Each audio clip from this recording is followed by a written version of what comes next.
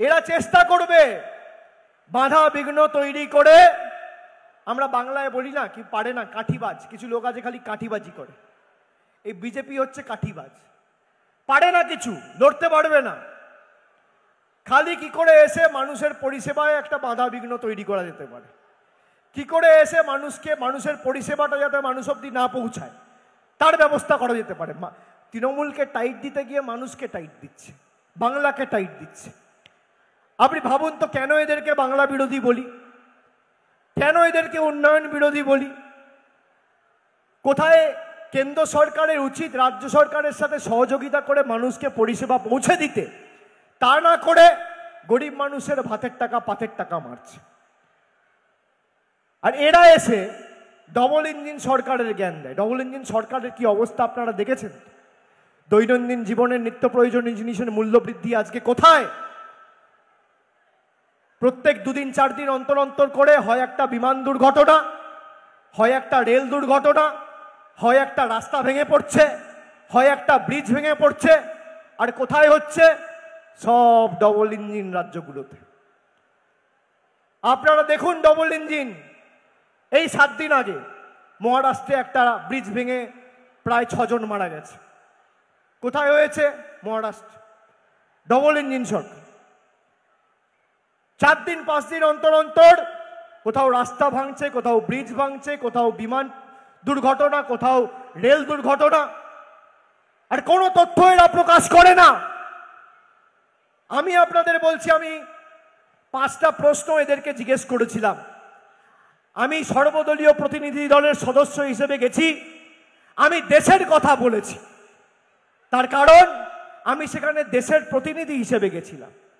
আমার রাজনৈতিক স্বার্থ কোনোদিন আমার দেশের স্বার্থের থেকে বড় হতে পারে না। এটাই বিজেপি আর আমাদের মধ্যে তফাৎ। দেশ আমাদের কাছে মায়ের মতো। আজকে যে 4 জন এই হত্যা লীলাটা করেছে, সেই 4 জন জঙ্গির খবর কি? কেন্দ্র সরকারের কাছে জবাব নেই। যার অপদার্থতার কারণেই হত্যা লীলা হয়েছে, সেই আইবি চিফকে কেন তার মেয়াদ বৃদ্ধি করা হয়েছে? কেন্দ্র সরকারের কাছে জবাব নেই। আমরা পাকিস্তানি অকুপাইড কাশ্মীর কেন দখল করছি না, কেন পাকিস্তানের থেকে ছিনিয়ে নিচ্ছি না? কেন্দ্র সরকারের কাছে জবাব নেই। 33টা দেশে আমাদের প্রতিনিধি দল গেছে। এই 33টা দেশের মধ্যে কটা দেশ প্রকাশ্যে আমাদের সমর্থন জানিয়েছে? কেন্দ্র সরকারের কাছে জবাব নেই। গত 11 বছরে 2,05,000 কোটি টাকা বিদেশ মন্ত্রক খালি বিদেশ নীতিতে খরচা করেছে। কত টাকা? 2,05,000 কোটি টাকা। এই টাকা আপনার টাকা, আমার টাকা, আমাদের করের টাকা। এই টাকা খরচা করে কেন এই 180-90টা দেশের মধ্যে 10টা দেশও প্রকাশ্যে এসে বলছে না যে আমরা ভারতকে সমর্থন করি? এই টাকা গেল কোথায়? হিসাব কে দেবে? যারা নিজেদের পাহারাদার, চৌকিদার এইসব বলে দাবি করত, এই হিসেব দেওয়ার দায়িত্ব কার? হিসেব দেওয়ার দায়িত্ব কার? তৃণমূল তো নিজের রিপোর্ট কার্ড নিয়ে এসছে। বিজেপি গেলে বলবেন না রিপোর্ট কার্ডটা দেখাও? 2,05,000 কোটি টাকার বিদেশ নীতির টাকা কোথায় গেল? বিজেপি সরকার জবাব দাও। গরিব মানুষের 100 দিনের 8,000 কোটি টাকা কোথায় গেল? বিজেপি সরকার জবাব দাও।